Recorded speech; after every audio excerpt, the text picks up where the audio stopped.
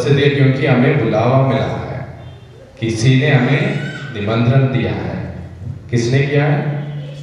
यीशु मसीह ने, और हमने स्वीकार किया, इसलिए हम सबको खुश होना जरूरी है। और आज हम इस खुशी के साथ हम पारिवारिक जीवन के बारे में मनोचिंतन करेंगे। और परिवार में हम सब खुश नसीब है, किस्मत वाले हैं कि हम सब परिवार में जन्म लिया है। कितने लोग सीधा परिवार से इधर आए हुए हैं? सीधा परिवार से या ऑफिस से कितने लोग आए हैं? सीधा परिवार से कितने लोग? सीधा ऑफिस से? देखा, हम सब जो लोग ऑफिस से भी आए हो, परिवार से भी आए हो, हम सब आमंत्रण एक्सेप्ट करके हम सब इधर आए हैं। इसलिए हम एक बार ताली बजा के यीशु मसीह को धन्यवाद दें। अब एक और सवाल, कितने लोग खुश है कि हम सब परिवार में जन्म लिया? कितने लोग खुश है? ठीक है, अब ये बताओ कितने लोग खुश है हमारा परिवार जो हम आप भी जी रहे हैं? कितने लोग सच्चे दिल से कह सकता है कि हम खुश हैं? 100% खुश, कोई प्रॉब्लम नहीं है, हम सब ठीक है, अपना पत्नी ठीक है, पति ठीक है, बच्चे सब ठीक है। कितने लोग खुश है? ठीक है, मतलब हमारे परिवार में कुछ ना कुछ कमी है ना? इसलिए आज हम यीशु मसीह के चरणों में आए हैं। जब परिवार की स्थापना किया था यीशु मसीह ने, शायद यीशु मसीह ने ऐसा किया था ताकि इंसान ईश्वर के वचनों के अनुसार जीवन बिता सके। लेकिन अब हम यहाँ परिवार में हम जी रहे हैं, उस ईश्वर की इच्छा के अनुसार जीवन नहीं बिता रहे हैं। इसलिए सुबह अखबारों में क्या देखते हैं हम लोग? खुद बेटा अपने बाप को मार डालता है, या मम्मी पापा को मार डालता है, या आज के अखबार में हम देखा है एक 11वीं क्लास में पढ़ने वाला बच्चा लड़का अपने दोस्त को मार डालता है। ऐसी दुनिया में जी रहे हैं। कितने लोग चाहते हैं कि हमारे परिवार में 100% खुशी लाना चाहते हैं? कितने लोग चाहते हैं? तो आज हम ईश्वर से प्रार्थना करेंगे, जो हमारे परिवार में जितना कमी है, जितना खुशी हम चाहते हैं, वो सब हमारे परिवार में दे। हमारी जो दुआ है, हमारी मन्नतें पूरी करें। Hallelujah, hallelujah. आज अभी हम वचन सुनेंगे, क्योंकि परमेश्वर हमेशा वचनों से हमसे बातें करते हैं। इसलिए हर एक धर्म में एक धर्म किताब है। हमारे लिए बाइबल है। हमारा ईश्वर यीशु मसीह ने बाइबल में वचनों से हमसे बात किया है। वो बात हम ध्यान से सुनेंगे। थोड़ा मौन रहकर हम अभी बाइबल से ये वचन सुनेंगे।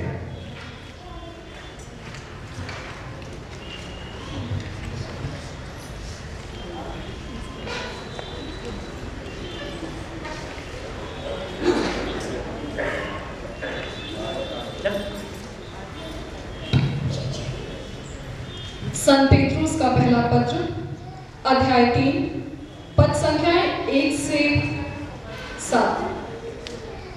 पत्नियों, आप अपने पतियों के अधीन रहें। यदि उनमें कुछ व्यक्ति अब तक सुसमाचार स्वीकार नहीं करते, तो वे आपका श्रद्धापूर्ण तथा पवित्र जीवन देखकर शब्दों के कारण नहीं, बल्कि अपनी पत्नियों के आचरण के कारण विश्वास की ओर आकर्षित हो जाएंगे।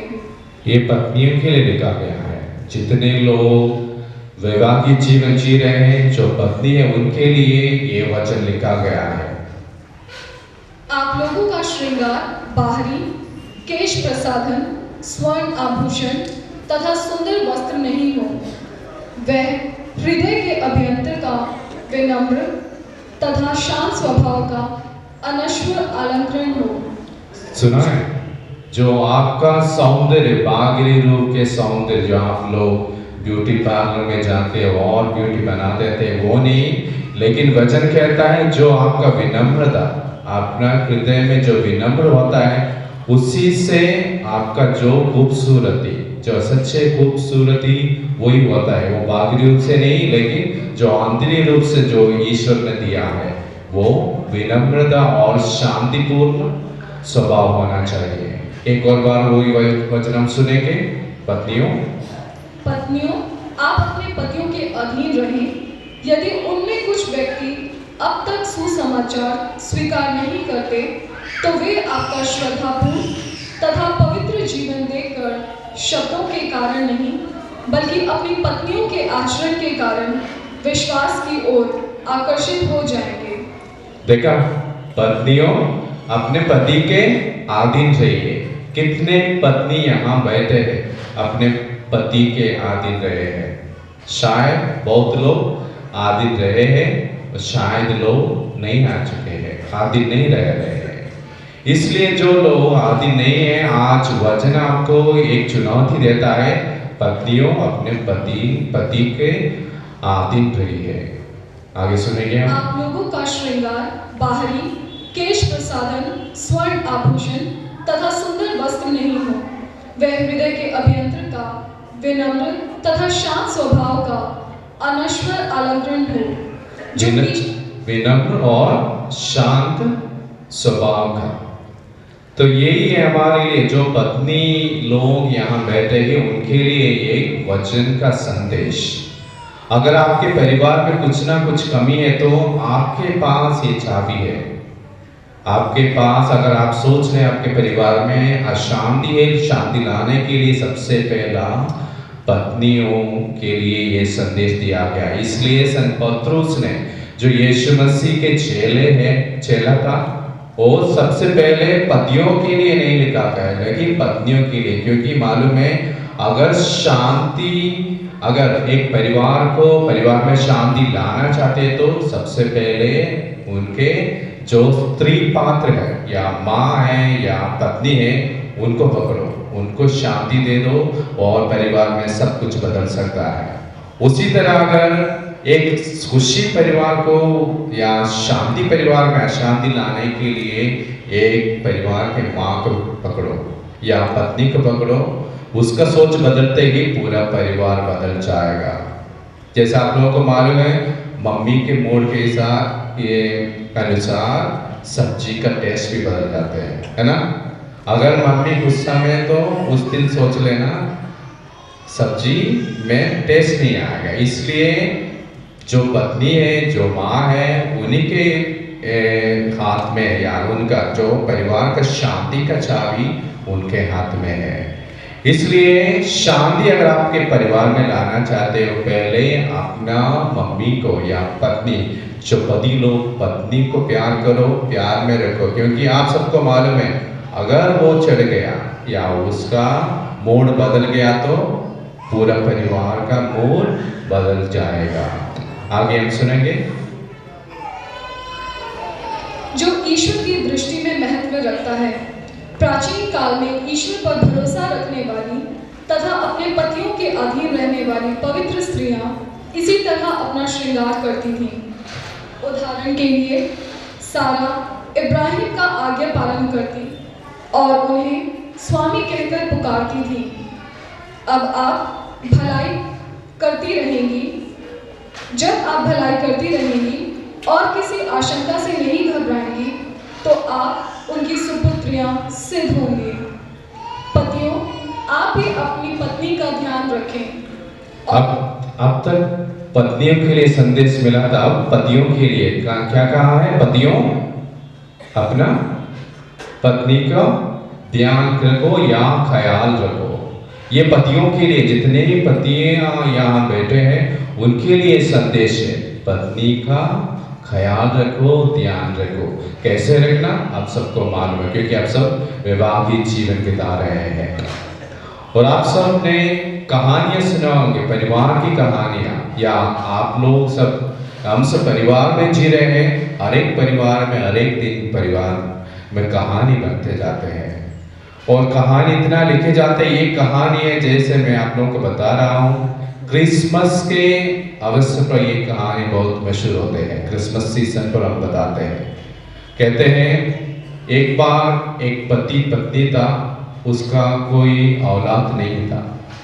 दोनों एक दूसरे के साथ प्यार करते थे, इतना प्यार करते क्योंकि और कोई उनके जीवन में नहीं था, लेकिन वो लोग बहुत गरीब भी थे, इसलिए प्यार के सिवा और कोई बात नहीं कि उनके पास कुछ भी नहीं था। जो पति था उसके पास एक वॉच था, लेकिन वॉच का स्टाफ नहीं था, सिर्फ डायल उसके पास था।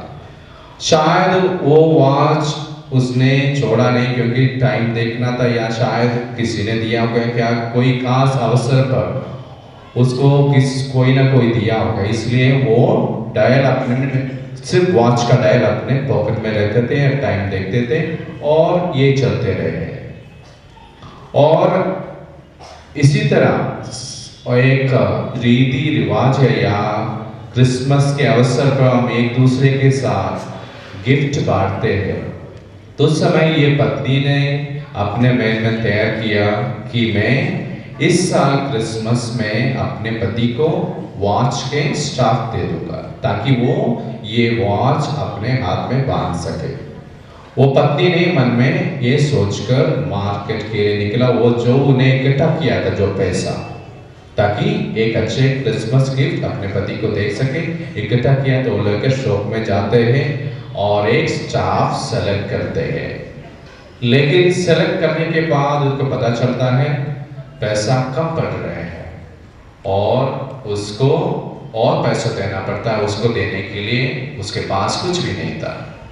तो इसलिए शॉप वाला इस पत्नी का बाल देकर, उनको अच्छे गोल्डन बाल था उनके पास, कहते हैं अगर आप ये बाल बेचेंगे तो पैसा मिल जाएगा। सामने वाले ब्यूटी पार्लर में वो लोग बाल खरीदते हैं और बाद में वो विग बनाते हैं, अगर ये देने का पैसा मिल जाएगा, उस पैसे से आप ये स्टाफ खरीद सकते हैं और अपने पति के लिए एक तोहफा दे सकते हैं।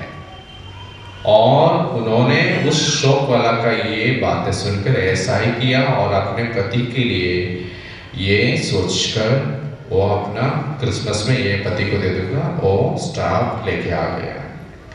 उस तरफ पति ने क्या सोचा था, इस बार अपने पत्नी के लिए क्या दूं, और ज़्यादा कुछ बहुत बड़ा गिफ्ट देने के लिए उसके पास पैसा कुछ नहीं था, लेकिन उन्होंने सोचा अपने पत्नी के पास खूबसूरत बाल है, उसको बाल में लगाने के लिए एक गोल्डन क्लिप ले लूंगा। और जब ये खरीदने के लिए शॉप में गए, उन्होंने उनको पैसा कम पड़ रहा था, तो इसलिए वो शॉप वाले ने बोला अगर आपके पास और कुछ है तो दे दो, ताकि आप ये गोल्डन क्लिप खरीद सकते। तो उसने बोला मेरे पास और पैसा नहीं है, लेकिन मेरे पास एक छोटा सा वॉच का डायल है, शायद उस समय में वॉच का डायल इतना कॉस्टली होगा।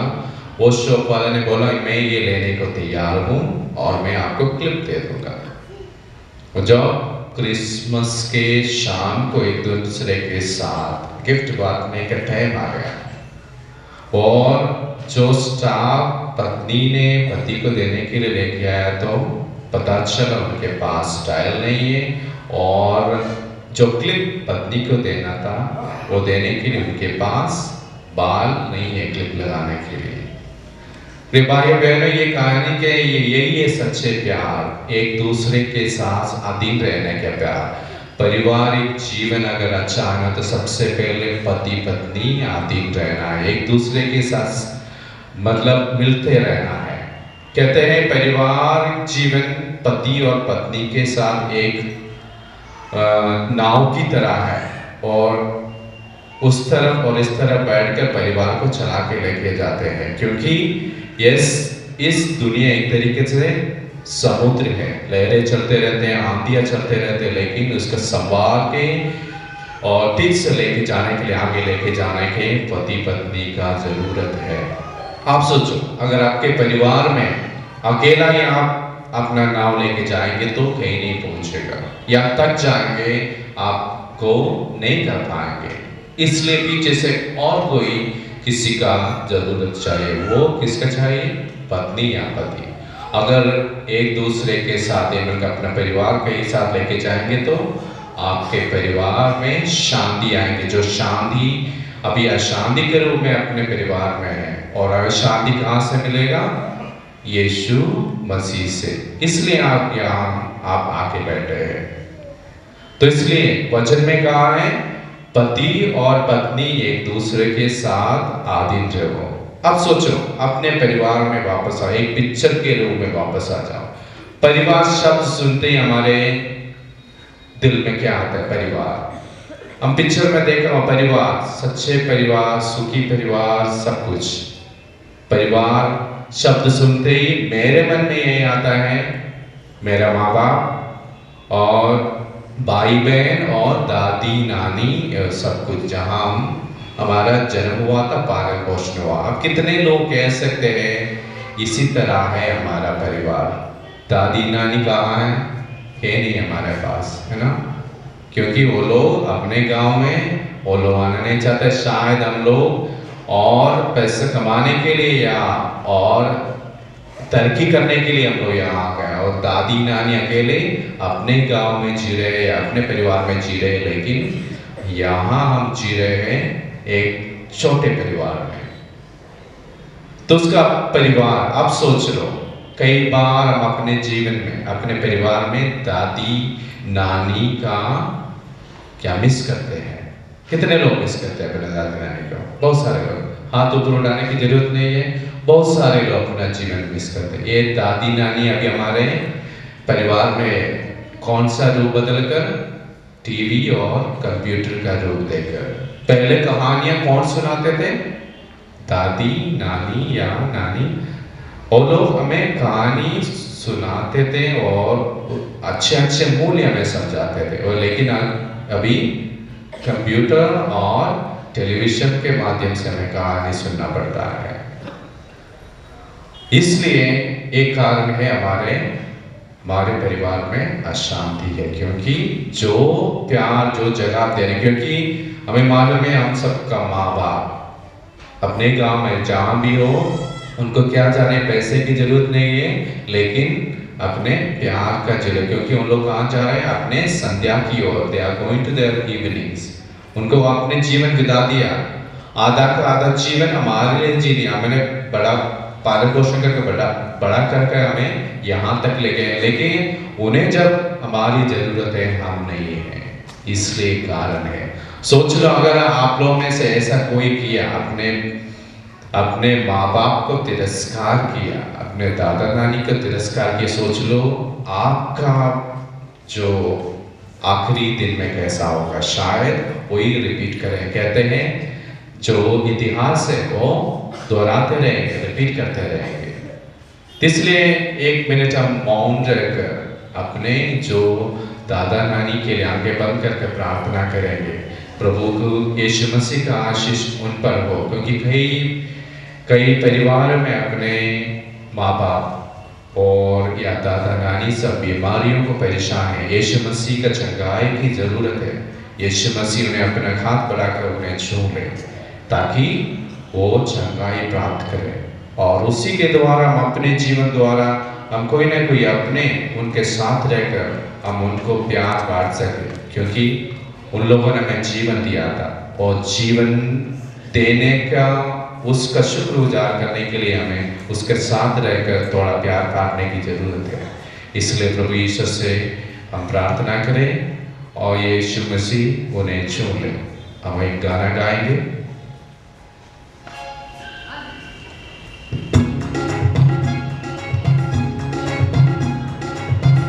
ताली बजाकर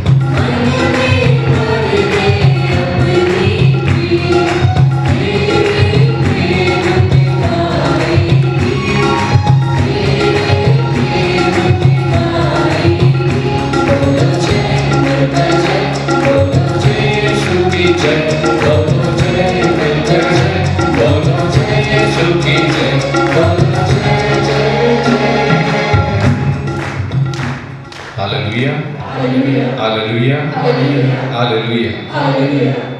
एक बार जैसे हम फादर लोग घर का आशीष के लिए जाते हैं, हम लोग दिल्ली धर्म प्रांत में ईस्टर के बाद घरों का आशीष करने के लिए पवित्र पानी लेकर जाते हैं। और एक बार मैंने अपने पैरिश में गए थे, एक ऐसा परिवार में गए थे, जैसे मैं बजते कम से कम 5-10 मिनट मुझे इंतजार करना पड़ा। और लोग बाद में 5-10 मिनट के बाद दरवाजा खोला और अंदर गया। मैंने बोला मैं घर का आशीष के लिए आया हूँ, इसलिए उन लोगों ने बोला ठीक है। और मैंने बोला मुझे ऑल्टर दिखाओ ताकि हम प्रेयर कर सकें, आशीष कर सकें। और मैंने बोला मोमबत्ती लेके आओ, मोमबत्ती जलाओ।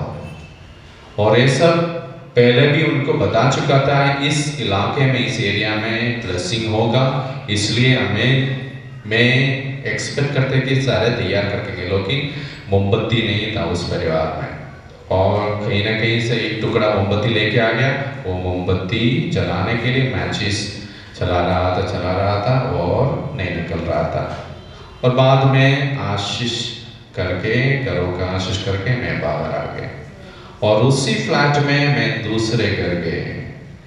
जैसे ही बेल बजने से पहले उनके पता चला फादर तो इस इलाके में दरवाजा खोल के रखा था। और मैं जैसे ऑल्टर की तरफ मैंने आंखें ऊपर उठा के देखा तो वो ऑलरेडी मोमबत्ती जलाकर वो आधा हो चुके हैं। इसका मतलब मेरा इंतजार ऑलरेडी वो कर रहे थे और उतना खुश रह रहे थे कि मतलब दो परिवार की अवस्था लेकर। एक तरफ मुझे ऐसा महसूस हो रहा था कोई उस परिवार में अशांति है, लेकिन जहाँ मैं गया दूसरी घर इतना खुश माहौल है। लेकिन बाद में पता चला उनका जो परिवार का माँ है, पत्नी है, कई सालों से बिस्तर पे पड़ा हुआ है और उसका देखभाल कौन कर रहे हैं? पति कर रहे हैं। मैंने एक सवाल पूछा, आपको ये कैसे संभव होता है? क्योंकि आपका ऑफिस जाना है और या किसी के क्यों नहीं रखते? आजकल होम नर्सिंग डिपार्टमेंट है, किसी ना किसी को रख लो कर सकता है। लेकिन वो पिताजी ने, जो परिवार का जो मुख्य है, पति ने कहा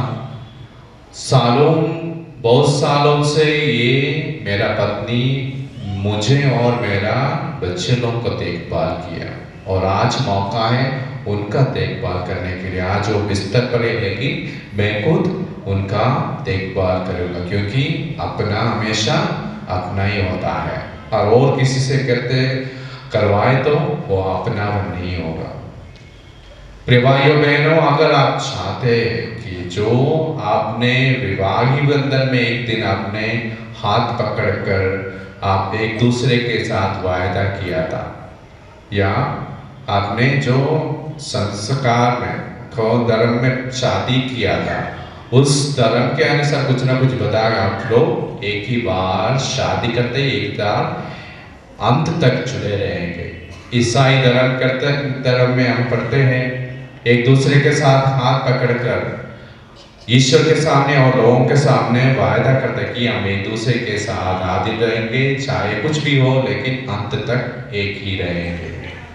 ये भी ईश्वर का इच्छा था। जब इंसान को बनाया, बाइबल में कहते हैं कि एक दूसरे के साथ एक होकर रहेंगे।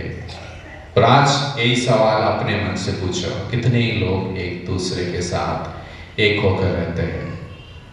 कहीं ना कहीं हम दूसरे खुशी ढूंढने के लिए बाहर जाते हैं। सोच लो, इसलिए मैंने जब सवाल पूछा था कितने परिवारों में अशांति है, शायद दूसरा कारण नहीं होगा क्योंकि हम लोग एक दूसरे के साथ कुछ नहीं है। और अपना दिल्ली के अवस्था में, आजकल के जिस माहौल में हम जी रहे हैं, शायद एक परिवार एक दूसरे के साथ नहीं मिल पा रहे हैं। मैं बताता हूँ, क्योंकि हमारा टाइम टेबल ऐसा है, सुबह बच्चे लोग जल्दी उठकर स्कूल में जाते हैं, सही है ना? शायद कई माँ बाप लोग लेट आने पर सो जाते हैं क्योंकि सुबह उठ नहीं पाते, क्योंकि ऑफिस थोड़ा जब आधा घंटा बहुत सो जाएगा, इसलिए बच्चे लोग उठकर स्कूल जाते हैं। और बच्चे लोग वापस आते, घर में कोई नहीं है, नौकरानी हो गई, यहाँ वो कोई नहीं है, अपने ही चल। और जब तक माँ बाप ऑफिस से वापस आते हैं ये लोग सो जाते हैं, क्योंकि स्कूल में पढ़ाई और ट्यूशन सब कुछ करने के वो लोग थक जाते हैं और सो जाते हैं। इसलिए हफ्ते में एक बार एक दूसरे के साथ मिलते हैं। सही है ना? कई बार अपने परिवार में ऐसा मिल नहीं पाते हैं। कितने परिवार में एक साथ बैठकर खाना खाते हैं? नहीं खाते हैं। मैंने देखा है अपने दिल्ली में खाना कहाँ होता है, एक तो जगह नहीं है, डाइनिंग टेबल कई परिवारों में नहीं, इसलिए बिस्तर में बैठकर बिस्तर में ये कागज बिछाकर या शीट बिछाकर खाना खाते हैं। लेकिन कहाँ हो गए नजरें? 7:30 बजे से लेकर 11:30 बजे तक क्या चलते रहते हैं?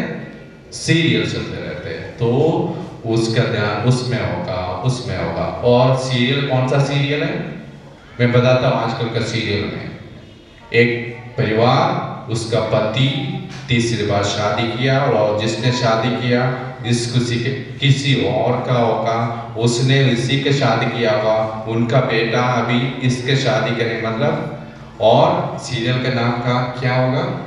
पवित्र रिश्ता। सही है ना? कहानी ऐसा जुड़ा हुआ है, लेकिन सीरियल का नाम है पवित्र रिश्ता। तो इसलिए एक बार हमारे जीवन में, हमारे परिवार में एक बार बैठ के खाना करो, कम से कम एक ही खाना खाने की कोशिश करो। सुबह नहीं है तो दोपहर को या कल एक बार जुड़े रहने का एक सिंपल होता है, एक साथ बैठकर खाना खाना।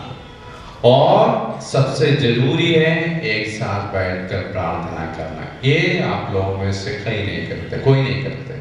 सही है ना? एक बार बैठ के प्रार्थना नहीं करते हैं। और सबसे अहम कारण है कि ये हमारा परिवार में अशांति है। अपने बच्चे लोग हमने प्रार्थना करना नहीं सिखा, इसलिए 11 कक्षा खत्म होते ही बच्चे को पकड़ में नहीं आते हैं, वो लोग भाग जाते हैं, लोग अपना मनमानी करते हैं और अपना स्टाइल में घूमते हैं। लेकिन क्यों? मैं अपने परिवार में अपना मूल नहीं दे पाए, एक साथ बैठकर प्रार्थना नहीं किया। अगर आप लोग आज से ये कोशिश करो, एक साथ बैठकर कम से कम 5 मिनट ईश्वर के सामने बैठकर प्रार्थना करेंगे तो आपका परिवार में बदलाव देखेंगे। आप देखेंगे अपना परिवार में शांति वापस आ जाएंगे। नहीं तो जो सीरियल आप देख रहे हैं उसी तरह आपके बच्चे लोग आ जाएंगे, आपके पकड़ में नहीं मिलेगा, आपके बातें नहीं सुनेंगे। अगर सुनना है तो आज यही काम करना पड़ेगा, एक साथ बैठकर प्रार्थना करना पड़ेगा, एक साथ बैठकर खाना खाना पड़ेगा, तब आपके परिवार में शांति आएंगे। है ना? आज करेंगे ना? क्या करेंगे? खाना खाने के बाद क्या देखेंगे? पवित्र रिश्ता नहीं, लेकिन एक साथ रहकर बातें करेंगे। आज स्कूल में क्या हुआ था, आज मेरे ऑफिस में क्या हुआ था, मैंने ऐसा किया था, मैंने उसको मारा था, इसने मुझे मारा था, ऐसे पे बातें करो। और सोने से पहले एक दूसरे के साथ गले लगाओ। इसमें एक बात है, अगर कुछ ना कुछ गलती से हमने सुबह से लड़ाई किया या कुछ कारण हमने एक दूसरे के साथ कुछ तनाव पैदा हुआ, दिन भर अपने दिल में चाहते रहे वो मुझे पहले सॉरी बोलना, तो ये मुझे सॉरी, क्योंकि उसका गलती है, मैं सॉरी नहीं बोलूँगा, अगर वो करेंगे तो मैं सॉरी बोलूँगा, मतलब ये तनाव अपने दिल में चलते रहते हैं। लेकिन अगर ये कष्ट अपना परिवार में है, या बच्चे लोग अपने माँ बाप को सोने से पहले स्वीट किस देते हैं या गले लगाकर जाते हैं, तो वो गले लगाने से बाद अपना तो तनाव सुबह पैदा हुआ था या इश्यू कुछ हुआ था वो खत्म हो जाते हैं। ऐसा करने से अपने दिल में जो एक दिन का जो इश्यू है एक ही दिन में खत्म हो जाता है, क्योंकि वचन में लिखा है आपका जो गुस्सा एक दिन का ही है, जैसे सूरज ढलते ही वो गुस्सा भी खत्म होना चाहिए। मैं कहता हूँ जैसे अपने कमरे की बत्ती बंद होने से पहले, अंधेरे होने से पहले आपका गुस्सा भी निकल जाना चाहिए। ये कोशिश करोगे ना? तो आज क्या करेंगे? आज से अपने परिवार में एक साथ बैठकर प्रार्थना करेंगे, एक साथ बैठकर खाना खाएंगे और एक साथ बैठकर अगर बाइबल की पढ़ाई शुरू करेंगे तो और बेहतर होगा। इसलिए जो अशांति है वापस आएंगे। अगर आज चाह के कल आज से शुरू करेंगे तो अगले फ्राइडे तक आपके परिवार में जो शांति है ना, शांति निकला हुआ है, शांति वापस आएंगे। सबके इस परिवार में शांति चाहिए ना? शांति की जरूरत है? नहीं चाहिए? कोई आवाज नहीं है? चाहिए तो यही करना पड़ेगा। कुछ पाने के लिए कुछ खोना पड़ता है ना। क्या खोना है? जो आपको मालूम, जो मैंने बताया परिवार में जो अब हम कर रहे हैं, जो ईश्वर की इच्छा है नहीं तो वो सब छोड़ना पड़ेगा ईश्वर की इच्छा के अनुसार। आगे भी हम सुनते रहेंगे इसी तरह, क्योंकि हमें जरूरत है अपने जीवन में शांति। उस शांति के लिए अभी यीशु मसीह हमारे बीच में पधारेंगे।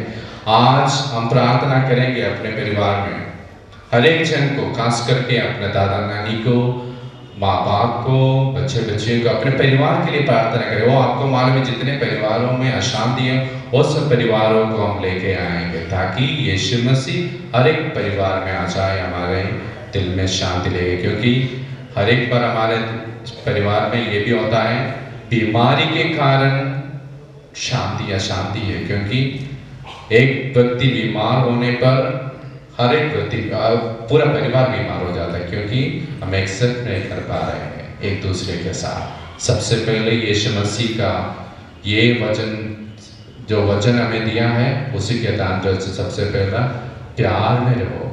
अगर परिवार में प्यार है तो अपने पूरा इलाके में हम प्यार लेके आ सकते हैं। तो आज हम अभी अपने यीशु मसीह को स्वीकार करने के लिए, स्वागत करने के लिए हम अपने आप को तैयार करेंगे। ध्यान रखिए, जब यीशु मसीह आएंगे हम हर एक परिवार के लिए, जितने परिवार आपने गए हैं, जितने परिवारों में आप कहीं ना कहीं कारण से गया है, या कितने परिवार आप जुड़े रहते हैं, उस परिवार के लिए प्रार्थना करें। आप एक दूसरे के लिए प्रार्थना करेंगे तो यीशु मसीह सच में जो प्रार्थना सुनते हैं। तो मौन रखिए, गाना गाएंगे और हम यीशु मसीह को अपने बीच में लाने के लिए हम अपने आप को तैयार करेंगे। Hallelujah, hallelujah, hallelujah, hallelujah. Yeshu की स्तुति हो, यीशु की स्तुति हो, यीशु को धन्यवाद, यीशु को धन्यवाद। अब हम हमारे साथ पुष्पा दीदी हैं जो हमें साक्ष्य सुनाएंगी। Hallelujah, hallelujah, hallelujah, hallelujah, hallelujah, hallelujah. प्रभु यीशु ने हमारे जीवन में, आपके जीवन में जो भी कार्य किया है वो पुष्पा दीदी आके हमें सुनाएंगी। पुष्पा दीदी।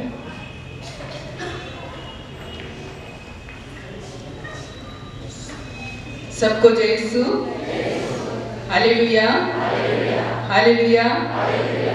आप प्रभु में आनंदित हैं?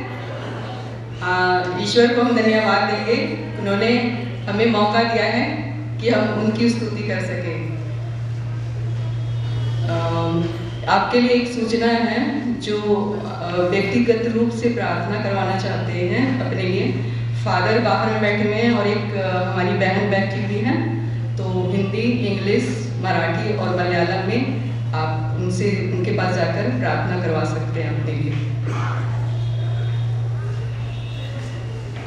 हम एलिजाबेथ हैं, हमारी बहन एलिजाबेथ, जिनकी उम्र 35 साल है। वो लक्ष्मी नगर से आती हैं और वो 2 हफ्ते से इस सत्संग में आ रही हैं।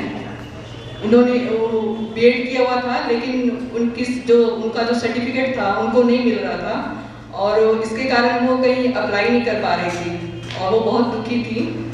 तो उनको बहन उषा चक्रवर्ती ने सलाह दिया कि आप सत्संग में आए और प्रार्थना करें। और वो आई और उन्होंने प्रार्थना किया, और 1 साल के बाद, मतलब उन्होंने 1 सप्ताह का प्रार्थना अटेंड किया, लेकिन उनका सर्टिफिकेट जो 1 साल से नहीं मिल रहा था, उनको 1 सप्ताह की प्रार्थना में ही उनको कॉलिंग आया कि आप अपना सर्टिफिकेट आकर ले जाएं। हम ईश्वर का धन्यवाद करते हैं। Hallelujah, hallelujah. भाई टोनी सुरेश ठाकुर हैं, जिनकी उम्र 32 वर्ष है और ये उस्मानपुर से आते हैं। वो ऐसे ही एक दिन घूमते घूमते चले आए थे चर्च में, और उस समय सत्संग की प्रार्थना चल रही थी। वो बैठे वहाँ पे, उनको बहुत अच्छा लगा। तब उन्होंने वहाँ देखी, बहुत सारी गवाहियाँ सुनी, तो उन्हें भी लगा कि मैं भी प्रभु से कुछ मांगूं। उनके माता पिता के बीच लड़ाई हो गई थी और उनकी मम्मी जयपुर चली गई थी। उन्होंने प्रभु से प्रार्थना की और 2 सप्ताह की प्रार्थना के बाद उनकी मम्मी वापस उनके पापा के पास लौट आई और अभी वे बहुत खुश है। हम ईश्वर को धन्यवाद करते हैं इस मिलाप के लिए। Hallelujah, hallelujah. शीला हमारी बहन है जो 44 वर्ष की है, जो लाडोसराय से आती है। ये इनको हमारे वॉलेंटियर जो टेबल मिनिस्ट्री में पूजा नाम की वॉलेंटियर जो है हमारी बहन, उन्होंने इनको सलाह दिया था कृपा सत्संग में आने के लिए। और ये 16 दिसंबर 2011 से सत्संग में आ रही हैं। पिछले बार जब वो प्रार्थना सत्संग में आ रही थी, उनके पहले ही उनकी भाभी बहुत गंभीर रूप से बीमार थी।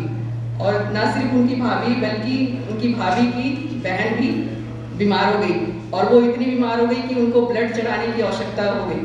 पर इन्होंने आके प्रार्थना की कि उनकी भाभी और उनकी बहन को बिना किसी ब्लड के ऐसे ही चंगाई मिल जाए प्रभु से, तो वो प्रभु को गवाही देंगी। और प्रभु ने उनकी प्रार्थना सुनी और उनको ब्लड चढ़ाने की कोई आवश्यकता नहीं पड़ी और उनकी भाभी जो गंभीर रूप से बीमार थी वो भी दोनों पूर्ण रूप से चंगे हो गए और वो ईश्वर को धन्यवाद देती है। Hallelujah, hallelujah.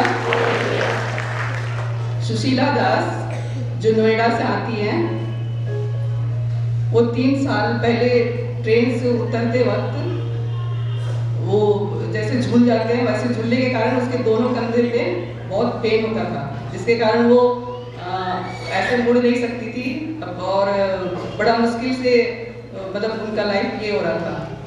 उनको बहन देवरानी रेणुदास ने सत्संग के बारे में बताया और उनको बहुत सारी चंगाइयाँ प्रभु जो चमत्कार करते हैं उनके बारे में बताया। और उसने प्रार्थना सभा में 4 सप्ताह प्रार्थना सभा में उसने भाग लिया।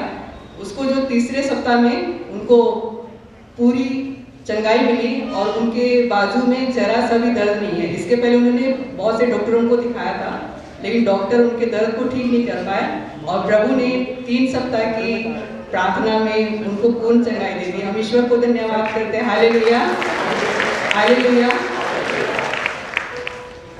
बहन करुणा शर्मा है जो नोएडा से आती हैं। वो कृपा सत्संग में नहीं आई थी, लेकिन जिनके थ्रू आई वो बहन सुशीला दास, उनके लिए प्रार्थना की थी। ये बहुत गंभीर रूप से बीमार थी और आईसीयू में थी। डॉक्टर ने इनको ये कर दिया था कि और वो चल फिर नहीं सकती थी, प्लस खाना नहीं खा सकती थी, उनके शरीर में कोई ताकत नहीं था। बहन सुशीला दास ने उनके लिए प्रार्थना की थी कि अगर वो चंगी हो जाती है तो वो खुद आएंगी चलकर सत्संग में और गवाही देंगी। बहन की प्रार्थना प्रभु ने सुनी और वो पूर्ण रूप से चंगी होकर अभी 2 हफ्ते से वो सत्संग में आ रही हैं। हम ईश्वर को इस महान कार्य के लिए धन्यवाद करते हैं। Hallelujah, hallelujah.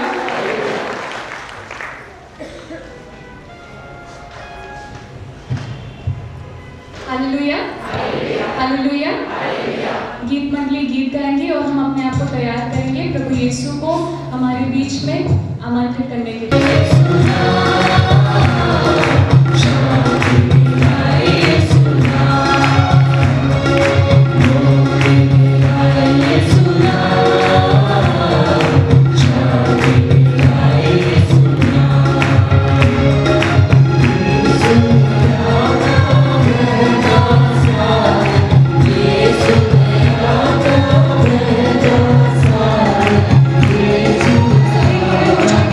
बीच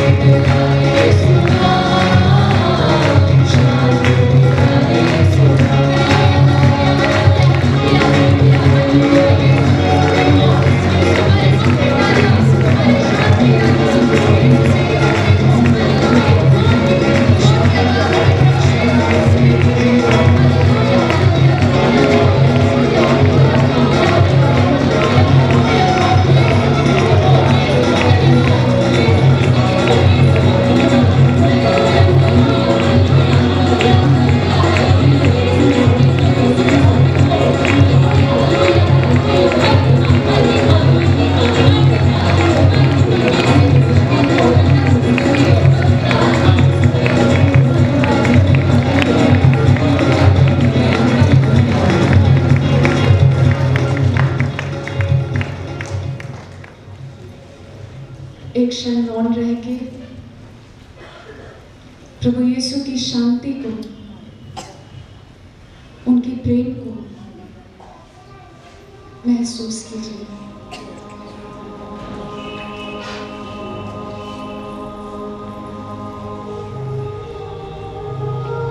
हमारे जीवन दाता, हमारे मुक्ति दाता, हमारे ईश्वर यीशु मसीह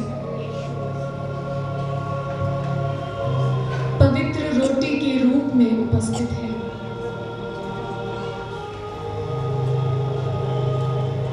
इनको देखिए, इनकी आराधना कीजिए। आइए अपने मुंह से हम यीशु का नाम लें। यीशु, यीशु, यीशु, यीशु, यीशु, यीशु, यीशु, यीशु, यीशु, यीशु, यीशु। हे प्रभु यीशु, तेरे नाम में सामर्थ्य है, तेरे नाम में शक्ति है। हे पवित्र यीशु, हे मेरे यीशु, मेरे दिल में आ जाइए, मेरे जीवन में आ जाइए।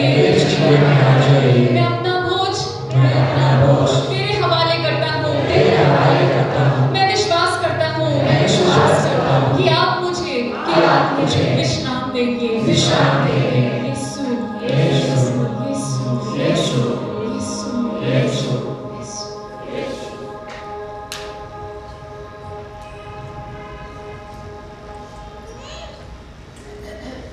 हम सब लोग आराम से बैठ जाएंगे।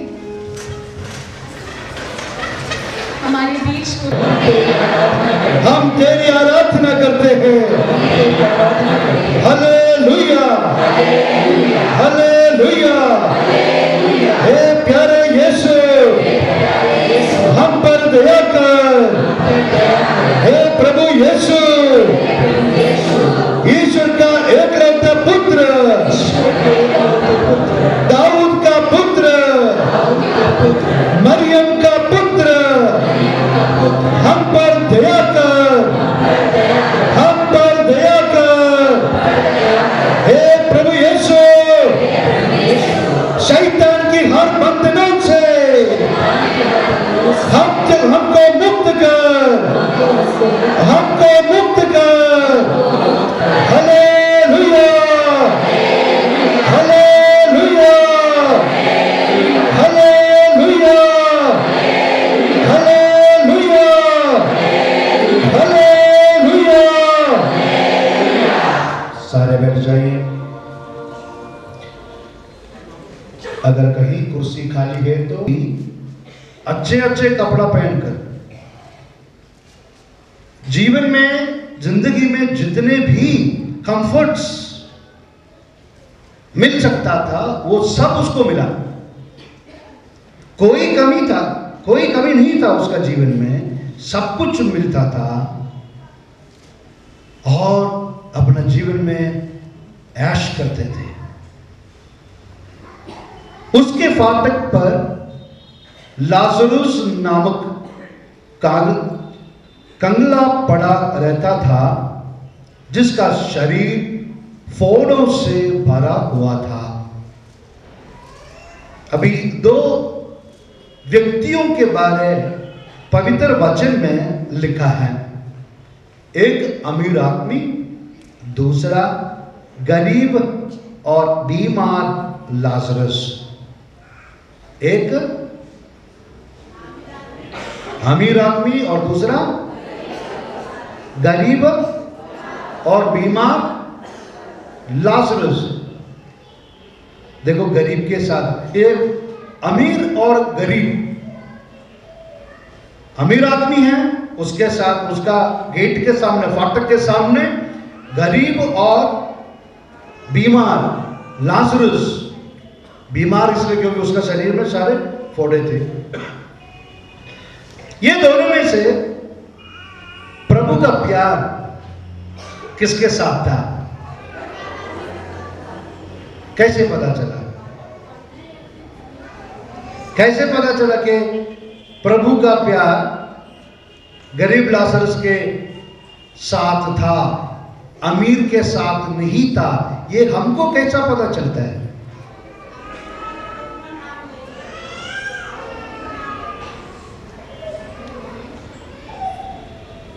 जो भी आपने सोचा सही होगा, पर फिर भी मैं आपको ये बताना चाहता हूं, वचन से हमको ये पता चलता है कि गरीब, जो बीमार और गरीब था लाजरस, उसके साथ प्रभु का प्यार था, क्योंकि प्रभु को अमीर का नाम नहीं पता था। लाजरस का नाम, जो गरीब और बीमार है, उसका नाम प्रभु जानता था। इसलिए प्रभु ने कहा, गरीब लाजरस उस अमीर आदमी के सामने, घर के सामने, फाटक के सामने रहता था, पर उसका नाम नहीं पता। हाँ, उस देश का, उस इलाके का लोगों को शायद उसके बारे में पता होगा,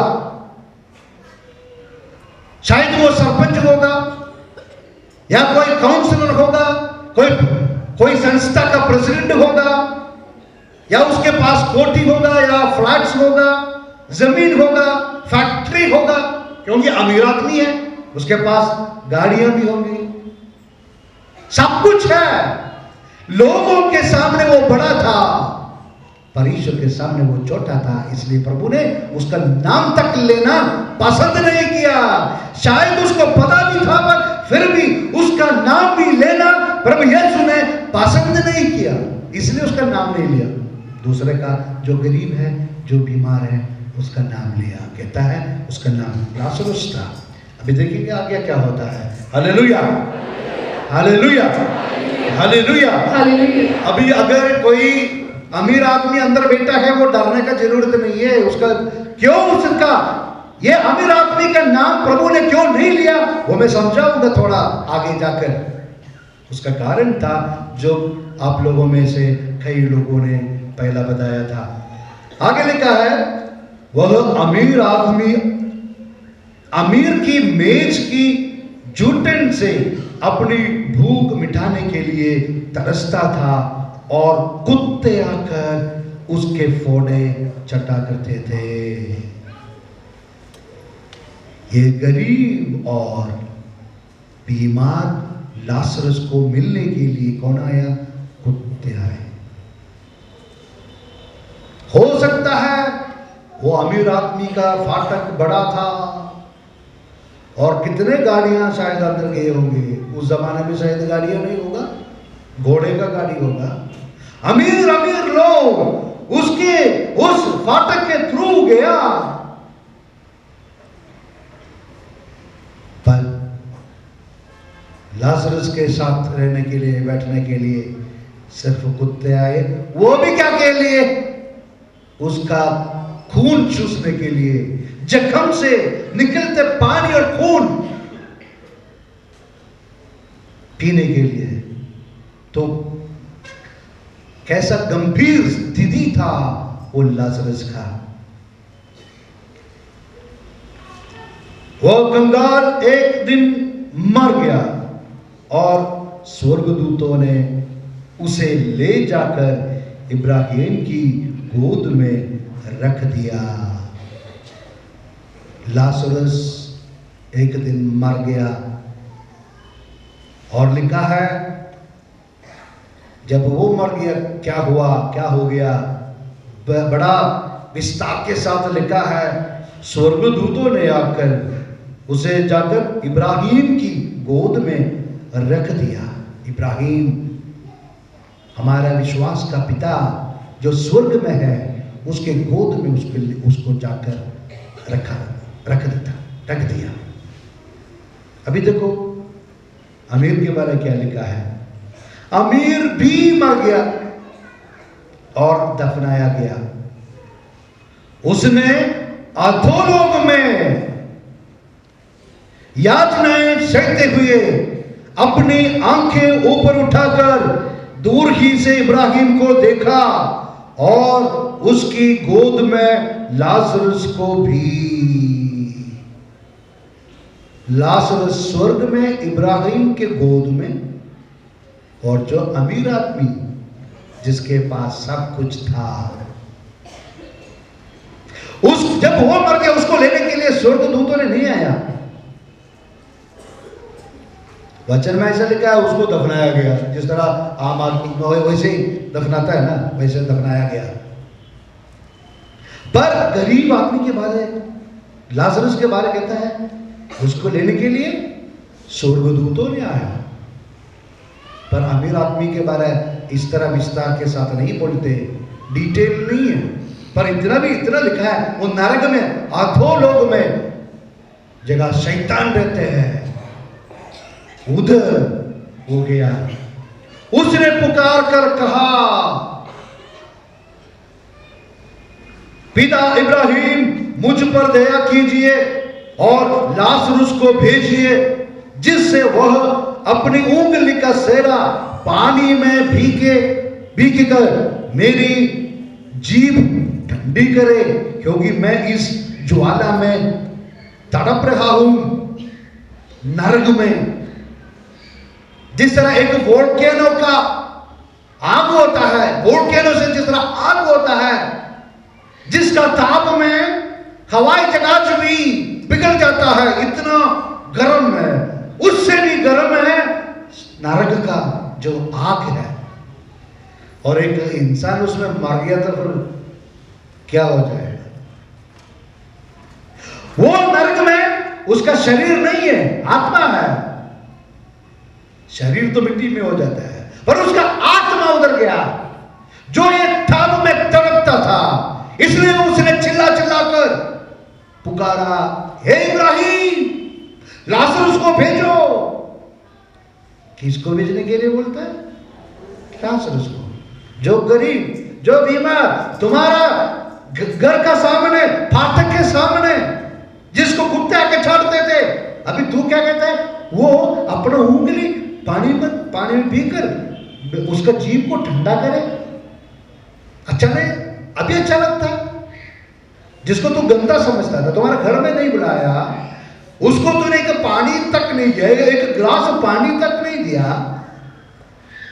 जब ये देख रहा था कुत्ते आके उसका सेवा कर रहे, तुमको उसके ऊपर कोई तरस नहीं आया।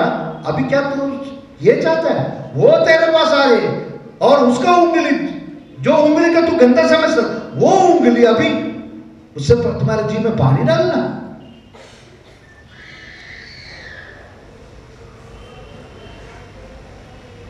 इब्राहिम ने उससे कहा, बेटा याद करो कि तुम्हें जीवन में सुख ही सुख मिला था और लाजरस को दुख ही दुख। अब उसे ये यहां सांत्वना मिल रही है। जो लोग पृथ्वी पर दुख सहन किया, शारीरिक तौर से, मानसिक तौर पे, आत्मिक तौर पे, हर प्रकार से जो दुख सहन किया इस पृथ्वी पर, वो तो खत्म होगा एक दिन। पर जब वो स्वर्ग में जाएगा उसको खुशी मिलेगा, अनंत खुशी, जो खुशी कभी खत्म नहीं होगा। इसी तरह इब्राहिम फिर समझाता है, इसके अतिरिक्त हमारे और तुम्हारे बीच एक भारी गर्त अवस्थित है, एक बड़ा गड्ढा है, आर पार नहीं कर सकता। हम इधर से उधर को नहीं आ सकता, तो उधर से इधर नहीं आ सकता। उसने उत्तर दिया, पिता आपसे एक निवेदन है, आप लाजरुस को मेरा पिता के घर भेजिए। एक निवेदन है, लाजरुस को मेरा पिता के घर में भेज दिए। क्यों?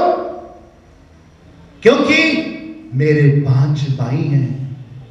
लाजरुस उन्हें चेतावनी दे। वो अपना भाइयों के बारे में सोचता है अभी मरने के बाद। और जब नरक में गया और आग के ताप में तड़पना शुरू हुआ, तब वो ये सब याद करता है उसका घर में, पिताजी के घर में 5 भाई और हैं। इसको पता है वो भी मरने के बाद इधर ही आएगा, क्योंकि भाइयों ने भी इसके जैसे ही जीवन बिताता था। इब्राहिम ने उससे कहा मूसा और नबियों की पुस्तकें उनके पास है, वे उनकी सुने। मूसा की किताब बाइबल, पवित्र वाणी उसके पास है, वो सुनना काफी है।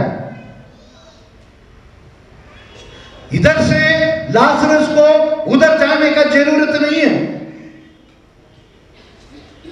ईश्वर का वाणी मूसा के द्वारा जो दिए गए, जो बाइबल में लिखे गए जो वाणी है, पवित्र वचन, ये सुनना काफी है। अमीर आदमी ने जवाब देता है, अमीर ने कहा, पिता अब्राहम वे कहां सुनते हैं? जब वो पृथ्वी पर रहते हैं वो कहां सुनते हैं? जब वो कहां सुनते हैं? परंतु यदि मुर्दों में से कोई उनके पास जाए तो वे पश्चाताप करेंगे। ये वचन में ये कहता है कि ये अगर मुर्दों में से उठकर लाजरस जिसको वो पहचानेंगे, अगर वो उनके पास जाएंगे, वो विश्वास करेंगे कि वो मुर्दों में से आया है, वो जाके चेतावनी दे देंगे कि तेरा भाई नरक में गया है, इसलिए चेतावनी अच्छी तरह जीने का कोशिश करो। तो ये अमीर आदमी जो बड़ा भाई है वो अपने छोटे भाइयों को बचाने के लिए कोशिश करता है, मैं तो खत्म हो गया, कम से कम मेरे छोटे भाइयों को मैंने बचाना है। इसके लिए पिता इब्राहिम से वो विनती करता है और इब्राहिम ने कहा ये असंभव है, उसको नहीं बेच सकते। और आगे ये लिखा है, इब्राहिम ने उसे कहा जब वे मूसा और नबियों की नहीं सुनते, तब यदि मुर्दों में से कोई जी उठे तो वे उसकी बात भी नहीं मानेंगे। जो पवित्र वचन को नहीं मानता, पिता इब्राहिम कहता है अगर मुर्दों में से भी कोई आकर उससे बात करे वो नहीं मानेंगे। अगर हम ईश्वर के पास जाना चाहते हैं, आज का संदेश ये है, हमारे लिए ईश्वर की वाणी सुनना काफी है। अगर हम ईश्वर का वाणी नहीं सुनते और उसके अनुसार नहीं जिएंगे, हम नरक में जाएंगे। अमीर बनना कोई गलती नहीं है, वो खुदा का आशीर्वाद है। अगर किसी के पास कोठी है, गाड़ी है, पैसा है, वो कोई गलती नहीं है, वो ईश्वर का वरदान है। पर इतना वरदान मिलने के बावजूद भी उसको ईश्वर का वाणी को सुनने के लिए टाइम नहीं है। अगर ईश्वर का वाणी का प्रचार होता है, उधर जाके 2 घंटा बैठना मुश्किल लगता है, तो वो उसका हाल क्या होगा, वो बाइबल में प्रभु यीशु ने बताया है। अमीर आदमी के बारे ये नहीं बताया कि वो अपना फाटक के सामने से उसको भगाने के लिए कुत्ते को भेजा या नौकरों को भेजा या बंदूक लेकर उसको गोली मारा। अमीर आदमी ने ये कुछ नहीं किया, बर्दाश्त किया, उसने बर्दाश्त किया। बाइबल में ये भी नहीं बोला ये अमीर आदमी ने गलत काम किया है, व्यभिचार किया है, किसी को लूटा है, ठगी मारा है, कुछ नहीं कहा। यह भी नहीं बोला इसने अपने माँ बाप को मारा या भाइयों को मारा, धन दौलत गलत तरीके में इकट्ठे किया है, चोरी, कुछ नहीं बताया। वचन से हमको यही पता लगता है उसका एक ही गलती था, एक ही गलती। वो क्या गलती था? वचन में जो बातें लिखे थे वो नहीं सुना, उसको नहीं माना। हमारे समाज में कितने कितने बुराइयां बढ़ती जा रही है। दिल्ली में भी अखबार खोलने से ही पता चलता है कितने लोगों को मारा गया, कितने औरतों की रेप हो गया, कितने बुजुर्गों को नौकर ही मार